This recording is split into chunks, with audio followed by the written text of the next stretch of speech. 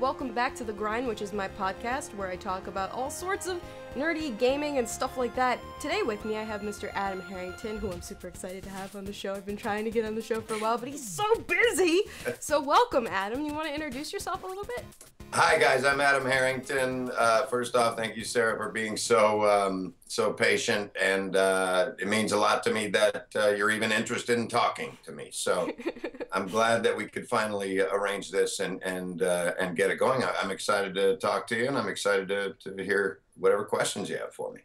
So we're going to do this podcast a little bit differently. It's January. The gaming world's kind of died down currently, so there's nothing that crazy going on. However, I have Adam Harrington here, so I'm going to take this chance to ask he's him plenty questions. crazy enough. He is an amazing voice actor who does amazing things, and I really kind of want to pick his brain because I know a lot of you are also interested in when I mentioned that I do voice acting. Now, I do it on a baby scale. He does it on the real level. So, like, this guy, he's the real deal. So we're going to get into some questions, kind of pick your brain about what you think of certain things and what it's like being a voice actor. So my first question is, what got you into voice acting? A number of things, mostly aimlessness. I've told this story a lot, but so I've got it down, so I can at least keep it a little truncated. I dropped out of many of California's finest party schools and state universities. I had no idea what I wanted to do. I never even declared a major. I did notice that I enjoyed speech and acting and TV, radio, film, and any media classes. Shocking, I know, which should have been a sign. But I ended up telemarketing all across the country for pretty much all of my 20s. And right towards the end of that, with the advent of cell phones and caller ID and things like that, I was managing telemarketing offices. Please don't send any hate mail. I don't do it anymore. Actually, a lot of your listeners probably don't even know what the hell a telemarketer is. Essentially, we call you at home when you're sitting down to eat and try to sell you stuff you don't want or donate money or whatever, or magazine subscriptions.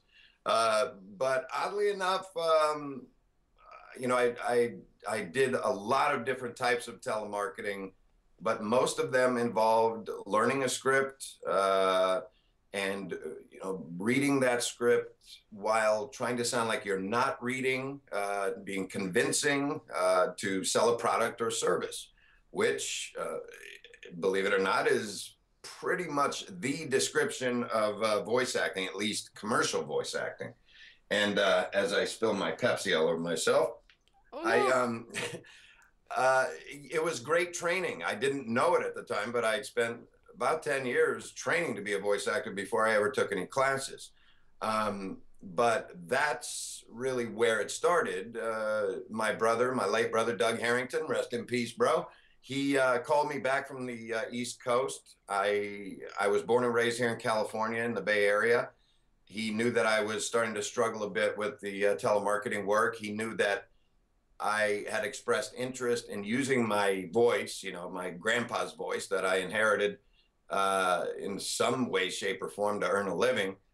And he had read an article about a woman named Susan McCullum who teaches voice acting here in the Bay Area and did back then and continues to. I am in Susan's home right now. I hope she gets home in time because I'd like her to pop in and say hi to you. It'd be cool for you guys to see the woman responsible for me having this career, period.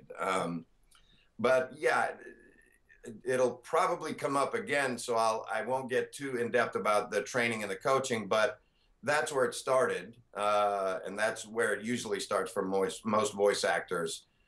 You don't just, you know, say, hey, I want to be a voice actor. Okay, I'll go voice some characters for a game. I wish it was that easy, but no, there are some things in between. That's one thing I didn't have that topic written down, but I did want to talk about that. Now, I've done some voice acting for like indie stuff and things like that. I've heard your stuff, and by the way, don't belittle yourself or demean yourself. There is no small or large or baby voice actors. We're all just actors, and you know, it's always a combination of luck, hard work, and perseverance. I know that you're already taking some classes. I know that you're doing some coaching. You and I will end up working together at some point on more specific stuff like character stuff. But yeah, you're doing all the right things. I see your equipment right there in the screen. So you're on your way, hon. Cheers. Thank you. I wanted to actually mention, do you get a lot of people, because I know it happens to me, and I imagine it happens to you a lot more, where people are like, oh, I can do funny voices. I could voice act. Yeah, I could do that. I want to do that. Do you get that like all the time? Yeah, I mean, quite often. The one that really makes us roll our eyes is, oh yeah, I could do that. Yeah, I think I'll do that. And often, if I feel comfortable enough, I'll say, yeah, you can be an astronaut too if you want, and a fireman, and a brain surgeon. They don't really realize what you have to do to like prepare and like what it actually is as a career and not just like a hobby. Yes, and continue. You don't stop. You never stop doing the hard work. The real work is the work we do between sessions. When we get in there and we're being paid to voice a character or an announcer, that's the fun stuff. All the stuff in between, the auditioning, the marketing, the networking, that's the real hard work. You know, when I tell folks, you know, my hourly rate, they go, oh my God, well, you must be swimming in dough and what a, you know, the life of Riley there. No. The hard work is the stuff that we're not paid for. The hard work is staying up till 5 in the morning, finding the right people to network with and get your demo out to and make yourself known to. Yeah. As I'm sure you're figuring out. It's very hard. It's definitely, I think I had a little bit of an advantage in the fact that I already did YouTube and it kind of had me, you know, I had a little bit of an audience to get started. So it really entices companies to want to use me because they're like, oh, you know, we can use her as kind of an advertising platform. Yeah, actually, you know, in the past 5 years, things have changed so much and continue to change. One of the things that I explain to folks, and I'm still working on it. You see, you do definitely have a head start, even over guys like me who've been doing this for years. At some point, developers started factoring in Twitter followers and subscribers and things like that. You know, working out algorithms, and they certainly they pay attention to that stuff. And if you come with a built-in audience, yeah, you just gave yourself a leg up. Clearly, you'll have to back it up with being able to do the work, but yeah. You know, it don't hurt to already come prepared with a gang of people who already love you, which you have, my dear. Thank you.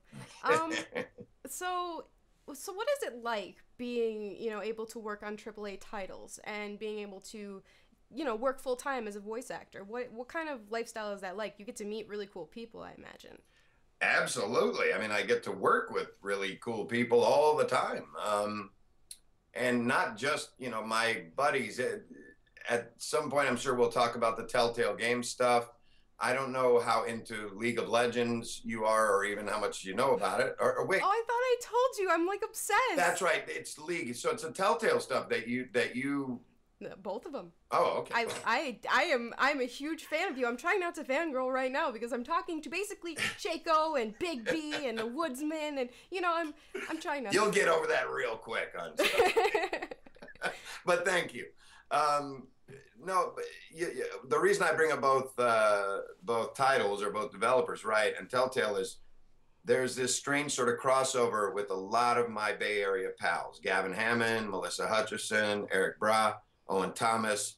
All of us voice major characters in, you know, both The Walking Dead, Wolf Among Us, you know, and, you know, the Borderlands stuff or before it, Back to the Future, all the Telltale stuff. Many of us have League of Legends champs as well. A lot of that has to do with geography and that the studios that, you know, we record a lot of this stuff at is here in the Bay Area.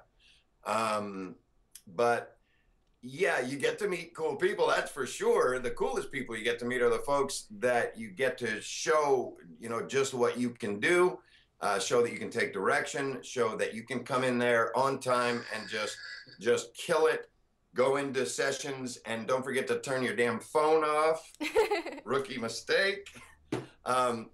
But yeah, no, I just went to Vegas. I was blessed enough to be nominated along with my pal Melissa Hutcherson. You guys know her as Clementine, and Beauty in my game, The Wolf Among Us, and of course Ash in League of Legends.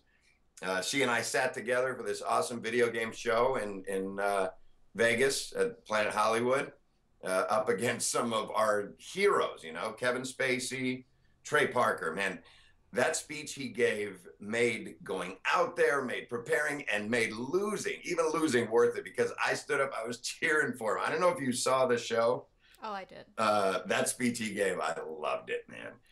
And no offense to Kevin Spacey. I love Kevin Spacey. He's Kaiser Soze, for God's sake. But Trey is a personal hero of mine. Just because those guys, both of them, him and Matt, they're fearless. Boy, if I had known that they were going to do an episode of my great-great-great-great-grandfather, Sir John Harrington. Do you watch South Park? I've seen the World of Warcraft episode and a couple others, but I don't watch it a bunch. They're an acquired taste, that's for sure. But yeah, the guys are fearless, man. And they did an episode about a direct ancestor of mine, the inventor of the flush toilet, Sir John Harrington. And if I had known they were doing it, man, I would have anchored so hard to voice him. Hopefully, somewhere out. I didn't get a chance to talk to Trey, which I was bummed about. But yeah, just the whole thing was amazing. Really just being able to sit there with Melissa, even though we didn't win, we were having a blast. And we get to dress up and pretend like we're big celebrities like these guys that we're up against. But I think gaming has come so far and has got so far to go still that the sky's the limit. And I love what I do. I mean, to answer your question, it's awesome. I mean, I'm not going to lie to you. It's not always easy. There's challenges, there's ups, there's downs. And you got to commit. If you want to do this, be prepared to work your butt off and also to take a lot of rejection. For every big gig that we get, for every Big B, every Shaco, there are 20 other ones that we didn't get. Well, not only do I get to meet really cool people in the industry proper, but I get to meet people like you. Sarah, I am a huge fan of you guys, and I'm in awe that the audience you mentioned earlier, I'm still trying to figure out, and I know that doesn't just happen, doesn't just drop in your lap. You work hard for that, and people don't understand. I try to explain guys like PewDiePie and Cinnamon Toast Ken and on, and you and the my buddy P-Bat and on down the line, try to explain to them that kids are now watching people play video games, streaming, and are paying for the privilege in many cases. And these folks are earning a living playing games and having folks watch them and essentially doing the Mystery Science Theater 3000 thing. I hope I'm not dating myself with that reference.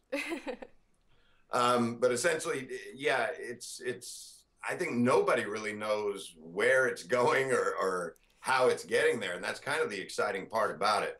But I'm in awe of you guys too. You work your butts off, and it's clear. And again, yeah, the audience that you're building up, they're loyal.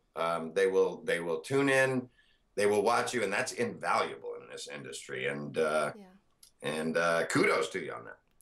Well, thank you. I mean, I'm still small fish. I try to be humble because I don't want to be like, I'm an internet celebrity. Well, remember, I was humble for now I'm a big asshole. No, sorry, I'm not sure about. Oh, you can totally swear. Okay. Well, I'll try to curb it anyways. I try not to too much. You just save them for when you really need them. But pack a punch. That being said, fuck them. Yeah, it's hard work all around. I mean, I don't need to tell you that. But stop saying you're a small fish. I mean, the things that we say, and it took me a while to learn this about ourselves, folks tend to start listening and believing and applying that to you. So if you're a star, you're a star, and you are a star. So stop calling yourself a little fish. Okay. That's an order. I just don't want to seem like a complete douchebag. Like, yeah, I've got like 23,000 subscribers. Gotta be a douchebag in this industry, my dear. Embrace it. Love it. Oh, you're like blowing my ego up way too much right now. This is a good thing. All right, no, actually, in all seriousness, one of the things I take most pride in is interacting with fans, interacting with the gamers themselves. I've said it for years. I'll continue to say it, that really I only have one boss, one employer, and that's the fans. If they don't like my work, they're going to say so in the forums. They're going to stop buying the games, or they're, just not going to dig me too much. And the folks on the internet, the big time vloggers like you, down to just, the gamer that likes to comment on YouTube videos, they have more power than ever. Now, Telltale in particular, they read their forums, they listen to their fans. So you've got to endear yourself to the fans. I would do so anyway, just because, it's been years since I first had someone come up and ask for my autograph, but that never gets old.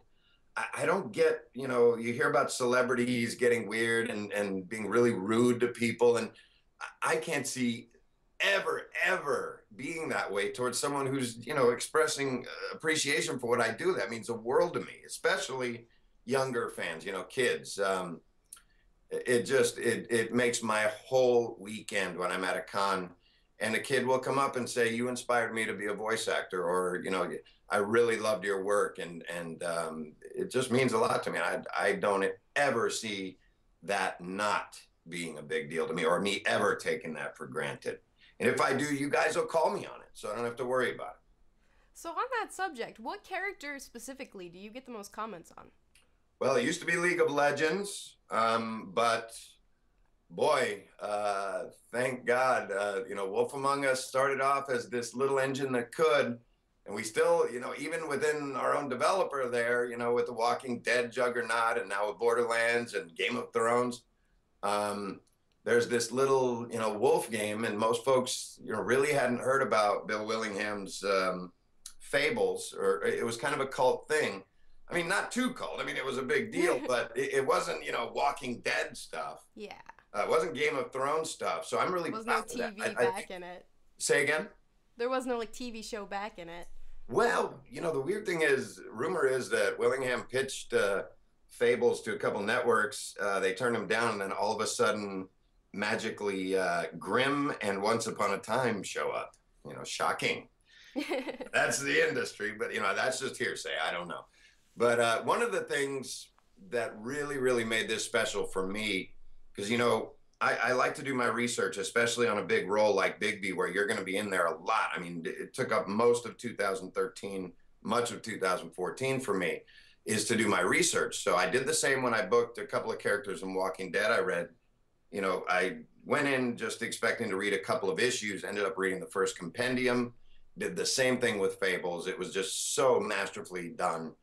And I was never a big comic book guy, but I totally got sucked in.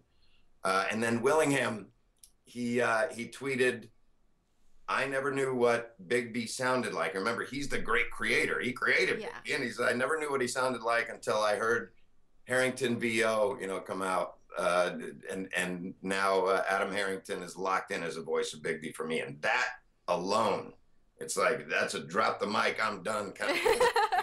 I was over the moon. But even more importantly than Bill Willingham, sorry, Mr. Willingham, but it's true. It's the fans, the hardcore Fables fans. I was really nervous. I don't get nervous too often about fan reaction. I'm pretty confident in what I do. But this time again, Andy St. John in The Walking Dead, this was a character that never existed. So it was pretty much mine to give voice to. Whereas Bigby has been around a long time, is a very beloved character.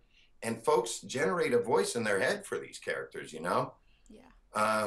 So before that first episode came out, I was a nervous wreck. I had the misfortune of reading Kotaku's review first. And it was to this date, the only bad review I've read anywhere on the internet for my work as Bigby. But of course, it's the first one I read. And the guy says, oh, he's horrible. He doesn't sound anything like Bigby. And I was crushed. Oh. No, but thank God the fans spoke up. All the other sites spoke up. Guys like Greg Miller.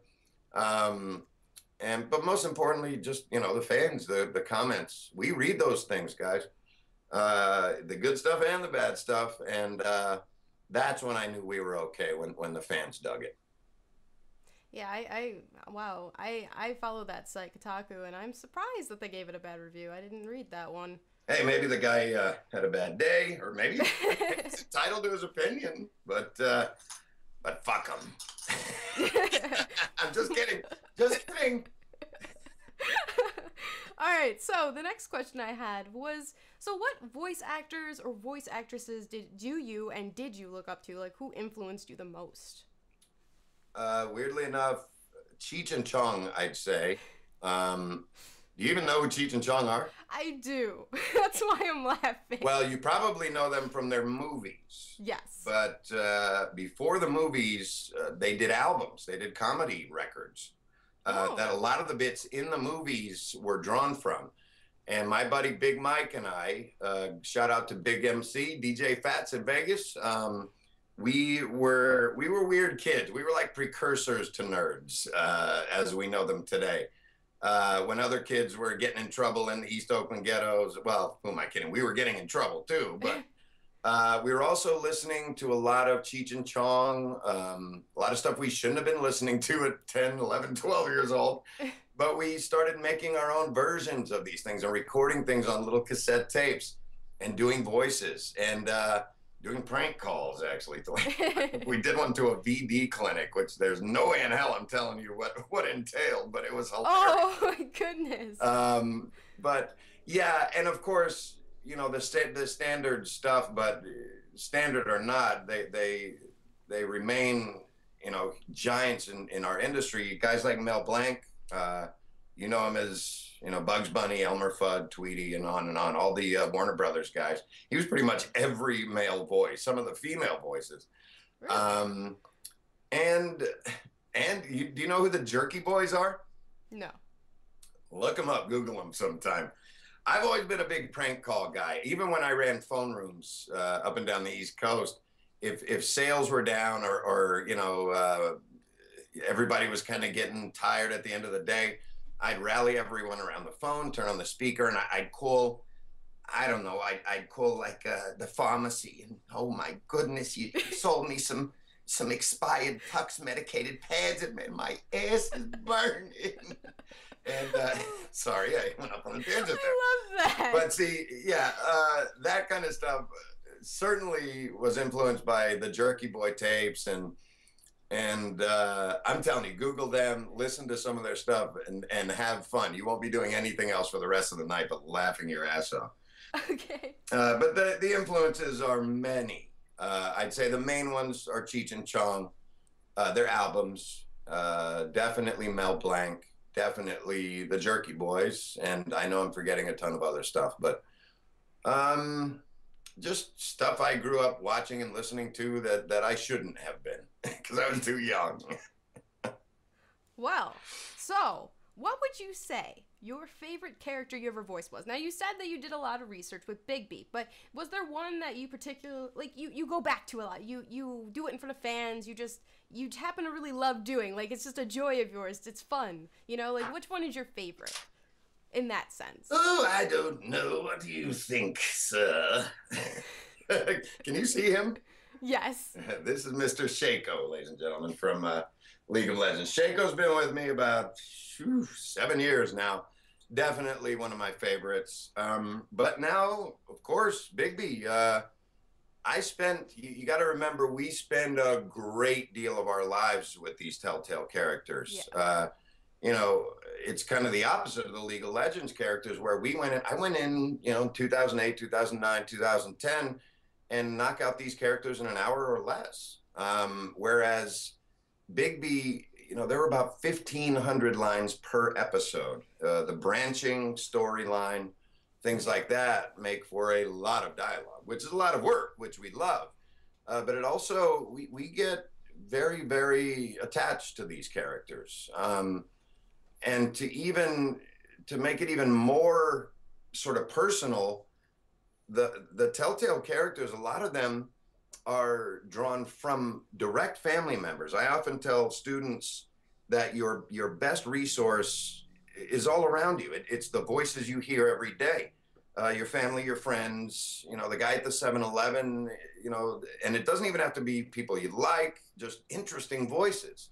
That being said, Bigby, there's a lot of my brother Doug Harrington in Bigby, specifically when he's kind of smart ass with people and you know, he doesn't have time to bullshit with people. He doesn't suffer fools, and And again, smart alecky and just kind of a dick, for lack of a better word.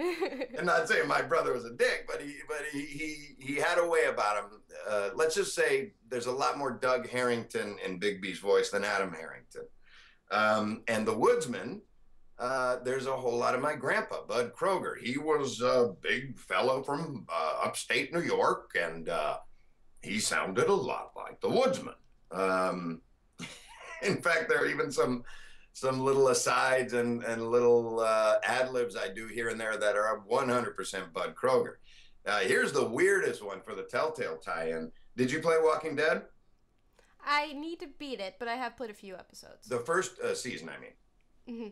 I haven't finished it. I think I got to episode 3, and then I had some problems with my computer. Oh, well, episode 2 was my character, Andy St. John. I won't give away any spoilers, but it's a little ambiguous, at least at the beginning of the episode, as to whether he's friend or foe, good guy or bad guy, which is, you know, part of the reason people love these things so much is it's not that cut and dry with Telltale. Yeah. But Andy is a native Georgian from Georgia, and my grandma, Dixie Kroger, Bud's wife, was from Georgia, from Savannah, Georgia, and she had this gravelly, rich voice and sounded a whole lot like Andy St. John. So that's right, folks, your friendly neighborhood cannibal. Ooh, I'm not supposed to give that away, huh? You want me to cut that out? The guy you love to hate, the guy that scares the crap out of you is, of course, is influenced by my sweet little old grandma from Savannah, Georgia, Dixie Garnet Kroger. Well, that's awesome. I like hearing the backstories of these things. It's really interesting to me. Most of the characters that I really put a lot of thought into, there's definitely a root. A lot of the mobsters are phone men from the phone rooms I worked in. Joe Polipiano, I talk about a lot. He was a big, kind of gorilla-shaped guy, and he had this big, scary voice, and it comes in real handy. And again, he was my boss, so I'd make fun of him, and he was too big to catch me, thank God. He would send me off to the package store for a bottle of vodka. Adam, I'm going down to the OTB to bet on a sure thing. These kind of things, they're priceless. Have you seen the movie In a World? Oh, yes. I actually just recently watched that. I love that. You see how the main character, she goes around with a tape recorder recording voices. Yeah. Yeah. I highly recommend it, or at least just, you know, recording it in your recorder up here. That's going to be your best asset, and you're going to get so much just from the world around you.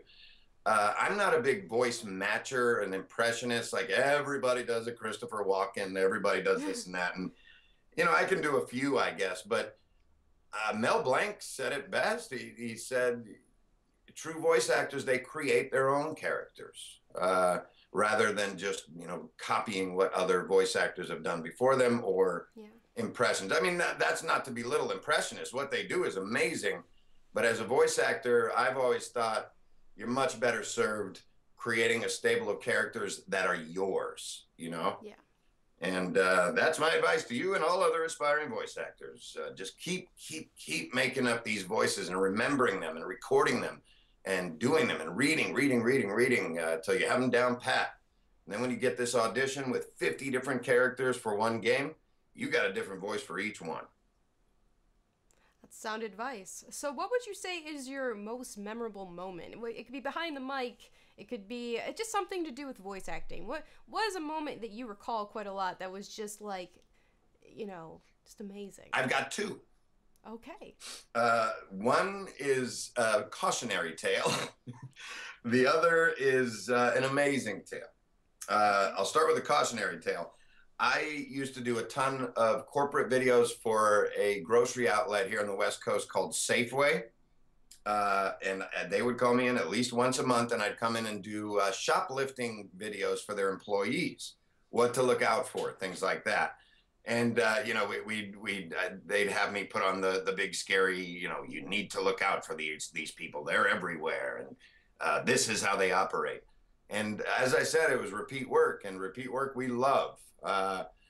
So one of the things, the woman I mentioned earlier, Susan McComb, who I just heard come through the front door, one of the first things she taught me was you don't touch the equipment. Let the engineers do that. Your job is to stand there, take direction, and talk. And the funny thing with this client is the control room was all the way on the other side of the building from us. So, you know, they'd have to walk way down the hallway to come and adjust anything. And they had this big, beautiful Neumann mic. I don't know how much it was worth, but a lot more than I was to them at the moment. And I heard they left the talkback button on, and I heard one of the engineers say, I think we need to lift that up a little bit, just a couple inches. And I heard him, and I said, no, guys, I can do it. There was dead silence for a second. And, no, you should. And I touch it, and the mic drops to the floor. Boom. Yeah, destroyed. Oh, no. Yep. I destroyed the mic. And guess what? Never heard from him again. Oh, that's horrible. Well, learn from my mistake, guys. Don't touch the equipment. There, that's that.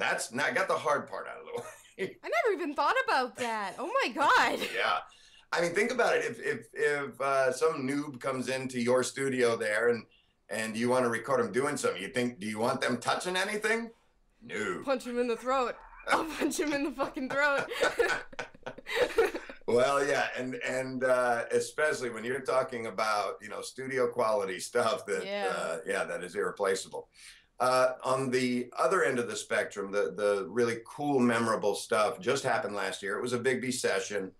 I was going through some personal stuff, and often, you know, you're told to draw on personal experience, as I was just talking to you about, as you know, but not just for creating characters, but for creating memorable performances.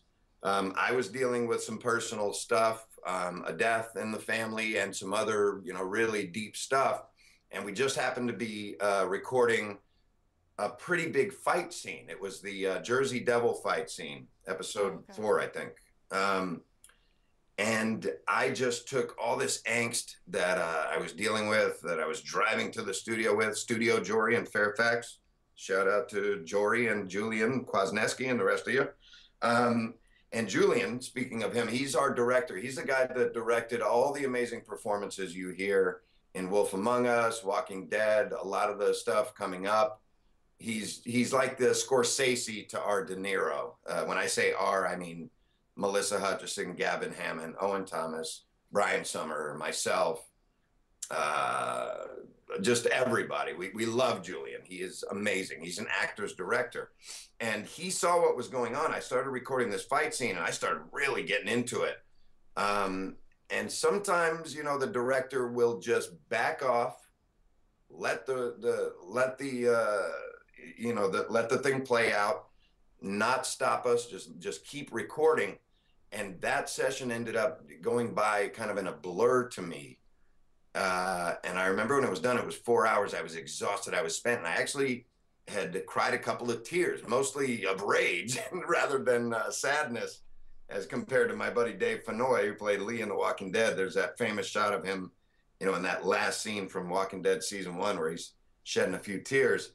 But yeah, I think I had my first really like transcendent acting moment. It took 15 years, but boy, when it hit hard. And I remember just giving every ounce of everything I had into that scene. It was kind of disappointing in a way when I finally played the episode, because I forgot, you know, there's so much other stuff going on. There's other actors.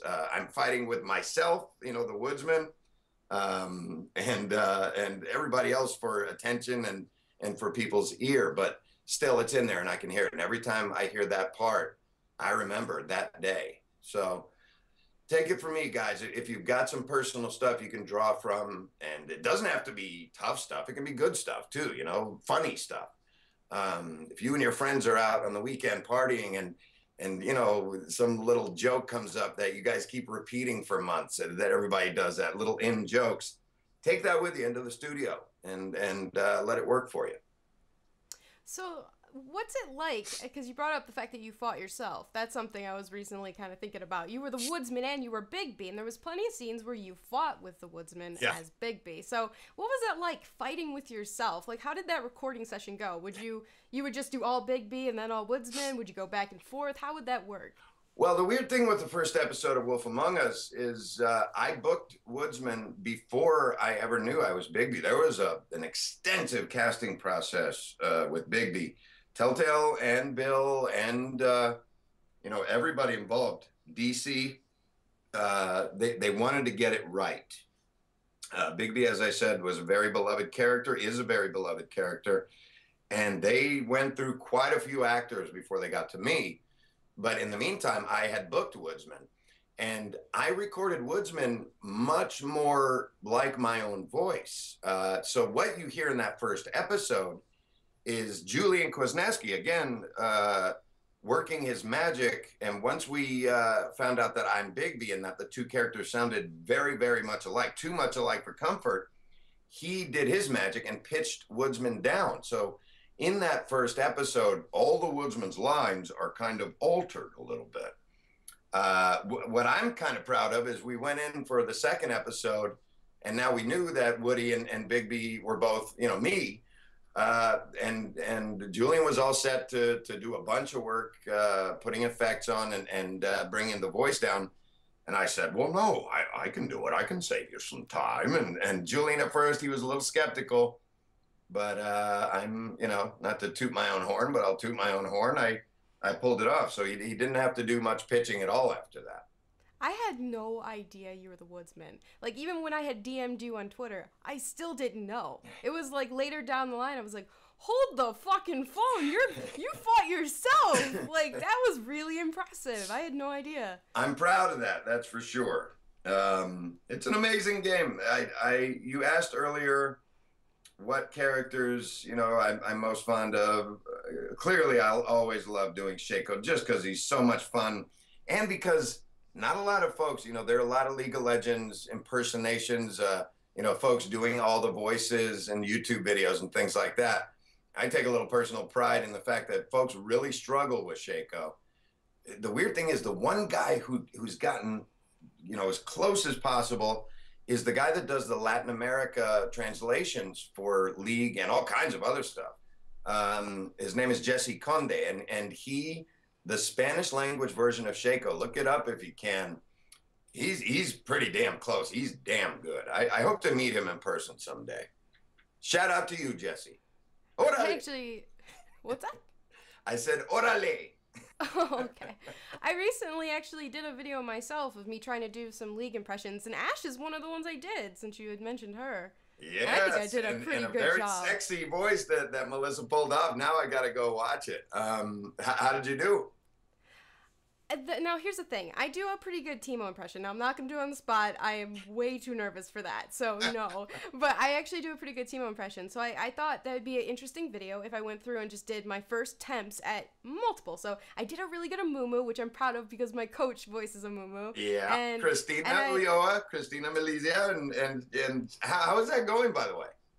We haven't had a session in some time, but I definitely am going to pick it back up. I was just having some time down, but I'm definitely gonna pick it back up. And I've asked her about you, and I'm gonna be going down there for a short while at the end of the week, and I'm sure we'll get together. I'll ask her how you're doing. Oh boy, well we've come far, me and her, because when I started, I had no confidence at all in this way. Like I didn't know if voice acting was for me, and I'm trying to learn. I'm obviously still very new, but she's been amazing. Like she has taught me, like I remember when we first went through and I was like, I don't know how many voices I could do. We went through and we found out all these different voices I could do and like started like getting specific, and I don't know, she is a wonderful woman. I love her, and thank you for recommending her. My pleasure. Christina's amazing. Love you, hon. I know she'll be watching. So, with all of this said, you voice act in big games. You obviously do have some kind of nerdiness in you. I imagine that you like this kind of thing. But do you play games, even ones you're not in? Oh yeah, big time. It's funny with again within the last 5 years, networking and the internet and social media have become such a big part of what we do that it's also become a big time suck. Well, I won't say time suck, but I used to play a lot more. Like when Grand Theft Auto 5 came out, I was just as excited as everybody else. I got it the day it came out. Was playing it, was having a blast, but as opposed to the other ones that I played all the campaigns and finished to the end of the game, I just kept finding myself going, oh man, I can't do this. Because you know how it is with a game you love. You look down and all of a sudden you've played all night long and the sun is coming up and I just can't do that anymore. Yeah. That's a cool thing about the Telltale games, by the way, is you can kind of stop and pick up, you know, where you left off without too much problem. They're quick in their own way, you know, they're episodic. Yeah. I also tell folks that even folks who don't play a lot of video games, they can play these ones, you know? Yeah. But yeah, no, I've been a gamer since the Atari 2600 was under my Christmas tree, you know, pole position and Pac-Man, you know, all through the 90s, Resident Evil and Tomb Raider and all that. I hate to admit it, but I've tried to play the MOBAs. I've tried to do League of Legends.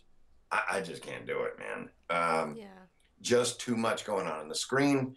That's where I finally had to relent and go, you know what? You're too old for this, pal. It's not for everyone, that's for sure. I mean, I play it every day because I have an addiction, but, you know, that's a whole nother thing. Well, we like those addictions. That keeps us in work. Definitely. So, what would you say that your favorite game is, then, of all time? Do you have a favorite? Oh, boy. Grand Theft Auto's right up there. I know this is going to sound like BS, but it's not. Wolf Among Us was one of, because it's so different, because it's so new, and because it's so cool, is definitely one of the most unique gaming experiences I've ever had. I rarely will play my own games all the way through, but I did with Wolf. The weird thing is, the last episode, you know, we record alone. We don't record with the other actors. So we may know, you know, as far as our characters concerned, what happens right up to the end, but we don't really know what's going on. They don't tell us. I could figure it out by going and reading each part of the script, but I you know, in a way, like to hold on to a little bit of surprise and organicness. I didn't know until everybody else that there was this weird sort of cliffhanger at the end. And if you're going to ask me what it means, I can honestly tell you without having to say, oh, I'm not supposed to say. I don't know. I don't know what's going on. I'm right there with you guys. So maybe another season of... No, I sure hope so. That would be amazing. If it happens, I'm going to be excited. Because there are a lot of Fable books. I actually looked into it afterwards. I want to start ordering them because I need more of that story. Like, well, I need it. They're amazing. They really, really are. And I would say that even if I wasn't even in the game. I'm not a big comic book guy. But they're sweeping. They're epic. The different story arcs. And there are all these characters that we grew up with in a light that you've never seen them before. It's just fantastic stuff. So I think that's going to conclude with the whole interview portion of this. That was amazing. You gave more insight to... I think I'm more excited than anyone else is going to be right now. Like, I am thrilled to... Even if we just had this conversation, just me and you, that would be enough for me. So, I mean... I would ramble on just like that, even if it was just me and you. I love it. So basically, I just kind of want to talk about things going on in the gaming world now. And kind of you can throw in your opinion if you want to talk about certain topics. Totally. That kind of thing. But for now, like I said, it's January, so everything's kind of died down. So there was the Video Game Awards that did happen, as you had mentioned earlier. And that was a pretty huge deal because it was like the first one. Because, you know, the Spike TV one kind of fell through. So then they started a new one. They're doing out in Vegas. So it did really well. And I'm really hoping that continues because it was amazing. Like, it went. Did you hear the numbers? You know, I didn't even look into it. Do you know how many people were watching on the stream?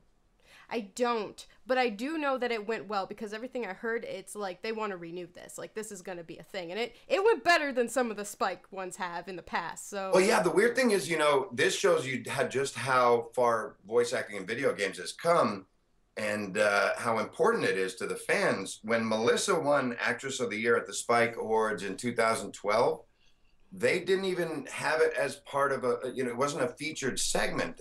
They just handed her award outside. Um, Really? but this time, of course, it was one of the first awards given out, and one of the ones, at least from what I could tell from the fan reaction, one of the most popular. And it didn't hurt that Trey went up there and just killed it. Like in 10 seconds, gave the best speech ever. It was a really interesting show, that's for sure. Yeah, but I'm with you. I'm really excited. I mean, obviously on a purely selfish level as a voice actor who's now, you know, kind of recognized, this is a big deal for us because now we're really going to want to be nominated, you know? Yeah. That's one thing that I've noticed. A lot of voice actors don't get a lot of recognition for, you know, what they do. You know, not like real actors who, you know, I'm not saying real as in like real, but you know what I mean. Like real on screen. On camera actor. Yeah, that's what I mean, like that. But when you just do a voice, you typically don't get the credit. A lot of time people don't know what you look like. They don't really know much about you, and it's really kind of sad. And like when people ask, you know, why do you want to get into voice acting? Is it for fame? I'm like, fame, voice acting. I don't know. I got to tell you, Sarah, again, in the last couple of years, I'm getting more fan mail than ever, especially the league fans are so dedicated and so into every aspect of the game. And of course, it didn't hurt that, you know, I did a little show for a while with my buddy Eric Bra, voice of Draven, and Jax and Vel'Koz. And not just with League, now with Telltale. I mean, if you read the forums, folks are into it and they want to know more about us. And I'm very excited about that. I take a little pride in it because I've been out there banging on the walls for 5 years on my YouTube channel and in chat rooms and things. I think you're going to see more and more. Like Troy Baker is a pretty big deal, man. When you walk around with that guy, or Dave Fenoyd, my buddy Dave and I were at E3, and here we are walking around E3, and he's very recognizable. He's got these long white dreadlocks. And then there's me walking around like a crazy metalhead looking dude. And there's, you know, Big B and Lee walking around E3 together. And, you know, fans were coming up to us asking for autographs. I see things getting pretty cool in the next few years and a lot more recognition. And I welcome it, man. Again, if you ever see me complaining about signing autographs or talking to fans, then I need to go find another job, because that's the real payoff is right there in our face, feedback for our work. It doesn't get better than that. Yeah, I mean, I get a little bit of like recognition for YouTube. I'm sure. I haven't for voices yet. The only time that happened was I voiced for a YouTube channel, Lore, and somebody's like, oh, you were on Lore, weren't you? Like, they had recognized the fact that I did a voice for that channel, which was just me talking. It was just voiceover work. It wasn't like a character thing. But that's still cool. Well, remember, even when you say, I not to cut you off, but remember, like, even commercial voiceover, or like in my case where Bigby is so much like my own voice, it's almost, you can tend to think not character, but it's always character work. You're always acting. And your voice is recognizable because you're recognizable. So get used to it. Embrace it. You're making me feel, I'm going to blush. Stop. Okay.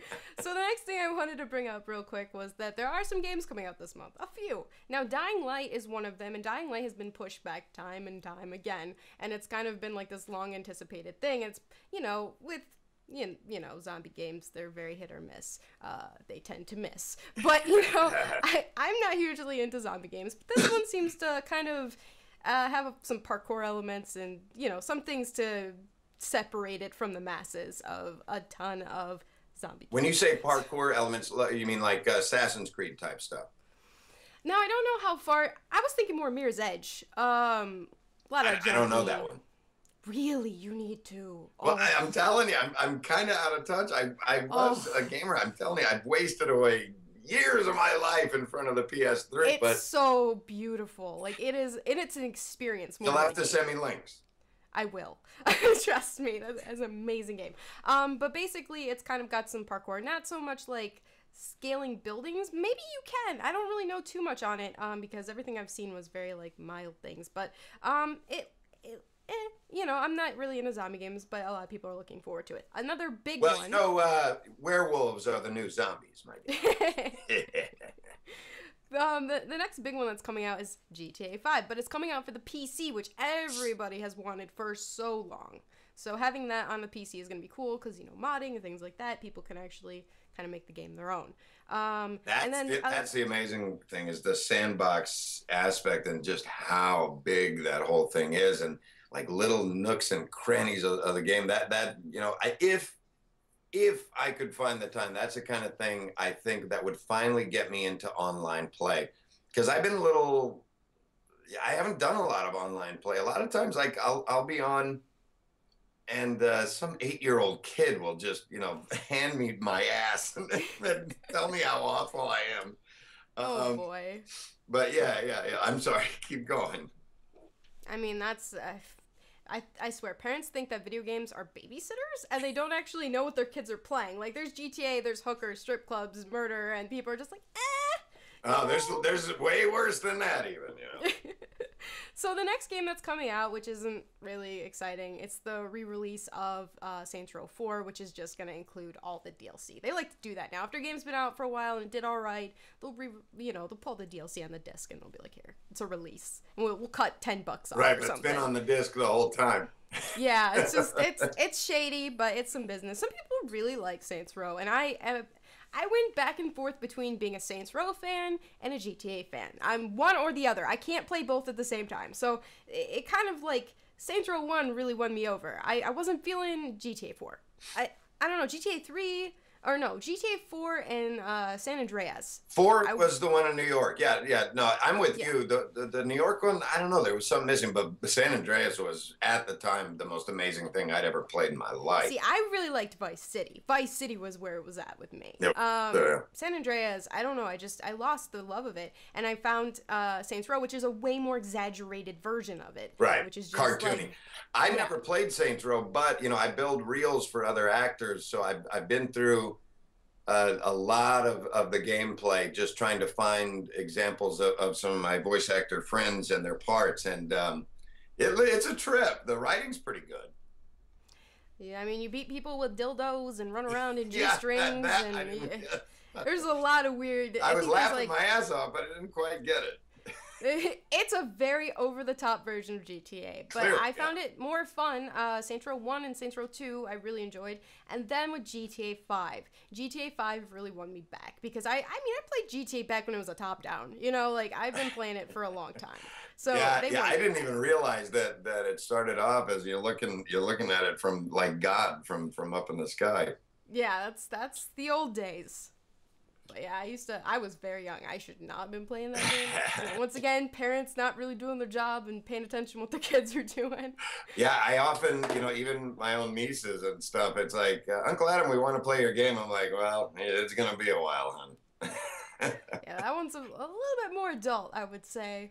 Oh, we've got full frontal nudity going on. Yeah, I had to censor that because I did a playthrough, and I'm putting little smiley faces on the girl's boobs, and she's like dancing around the pole. And as I'm editing this, I'm like, what is my life right now? Like, what is this? Hey, it's work is what it is. It was just the weirdest thing. And it got weirder when I did Outlast, the DLC Whistleblower, and I had to censor out full frontal penis. Wow. That was weirder. Yep, that was probably a step further, I would say. Yeah, wouldn't want to be the guy doing the mocap for that. Oh my god. That would have been awkward. He was like tied down. The guy was trying to... Okay, you know what? I'm not going to get into what that game is. That game is a whole new level of fucked up. Yeah, sounds like it. You should play that one too.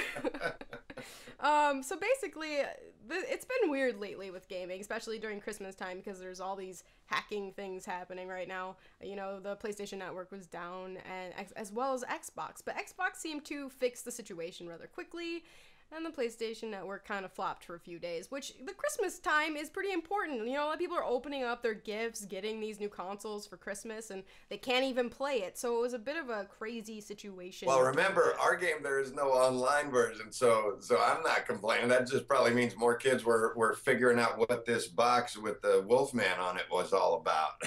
I was actually really surprised that they put, going back to it, but I was really surprised they put Telltale on iOS. I was really shocked by that. Yeah, that's one thing, boy. They're out there on almost every, single possible way to play a video game. They're pushing it, and I love it. They have all fronts. Like, mobile games, I mean, as much as some people don't really consider them gaming, mobile games actually are a huge deal right now. They're doing extraordinarily well. They're on the go. You can just, everyone's got a freaking smartphone. It's really a lot of my work has been mobile stuff. I've done a lot of work for a company called Gameloft. You ever hear of them? Yep. And they do, I think, pretty much all mobile stuff. And yeah, the graphics are getting better, the load screens, everything, the gameplay, the fluidity. It's all good, and it's all just gonna get better. I was just shocked because I have Wolf Among Us on my phone as well as the computer, so I had done multiple playthroughs. I had done, the one that I recorded for YouTube on here, and then on my phone, I kind of did a different playthrough to see how the story would play out in a different way.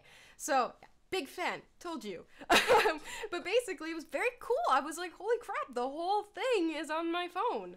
It's crazy. Yeah, and the fact that it lends itself to the smaller screen, I mean, that speaks volumes for just how great the graphics, I mean, every aspect of the game, even down to the soundtrack. Even if it wasn't my buddy Jared Emerson Johnson, who is just an amazing individual to begin with, even if I didn't know who did the music, I don't know how familiar you are with the old John Carpenter movies like The Thing. But he was very inspired by these old 80s, 90s movies, and man, he really brought it to life. That I think we would have had a completely different game. I know we would have had a different game without Jared's soundtrack. And people are even uploading just the songs, and it's getting tons of hits because it adds so much to the game, along with the art, along, of course, with the voice acting. And not just me, but all my castmates who are so amazing. I'm excited about it. I'm more excited about this project than anything I've ever done. And I voiced over 1,000 video game characters. I really hope they bring back Big B and the crew, because I definitely would like to see that story continued. You and me both, my dear. Right into Telltale, guys. Tell them. Well, it's been amazing having you on the show, and I love that I get to talk to you and kind of pick your brain with things, and you're a phenomenal person and voice actor, so keep doing what you're doing. And yeah, if that's all, I guess we can take off. We've been doing this for an hour. Don't want to take up too much of your time. The feeling is mutual, and again, we are what we think we are, and I've heard your work. I know that you're ready to go. You got the chops, so no small fish, just another voice actor. And keep positive and listen to Christina. She knows what she talks about. That woman does. She doesn't sugarcoat. No, like, ma'am. She's like, do it again. She doesn't mess around with us either. And she just keeps on telling me, do it again, do it again, do it again. And I'm just like, literally though, real quick before we go, yep. I think there was 2-3 sentences we worked on for like over an hour, 2 or 3 sentences. And she kept making me do over and over and over. And at the end, she's like, we got it. I mean, it took a while, but we got it. She's like, you're going to be quicker and quicker and quicker until it's nothing. It's second nature. And she's just, that woman is amazing. Yeah, and that's the key. The key words are second nature, and that's what she was, imparting to you. And now when it comes up, when you're auditioning for a gig or when you're at a gig, you're going to be that much more prepared than the next gal. I love it. Thank you. So thank you for being here, and I will talk to you guys in the next podcast. My pleasure. Thanks for watching, guys.